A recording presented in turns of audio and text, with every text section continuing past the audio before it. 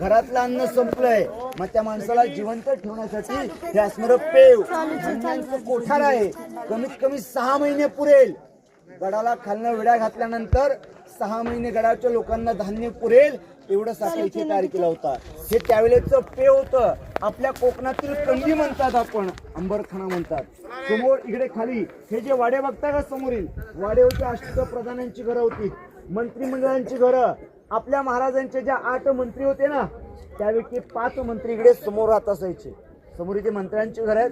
मोरोपंत पिंगले, अण्णाजी दत्तो, हंबीराव मोहिते, रामचंद्र त्रिंबक, निराजीरावजी, रघुनाथ पंडित, माळ सावंत अशा लोकांना राहायला बांधलेली घरं या समोरच्या परिसरामध्ये 5 आहेत. त्याच्या खालच्या बाजूला 3 घरं होती. आता आपण इथून पुढे छत्रपती शिवरायांचा राहता राजमहल बघायला समोरच्या भिंतीच्या दरवाज्यातनं आतमध्ये राजवाड्याकडे चाललोय. या रस्त्याने आपण आता पुढे जायचंय. बोला छत्रपती श्री शिवाजी महाराज की जय.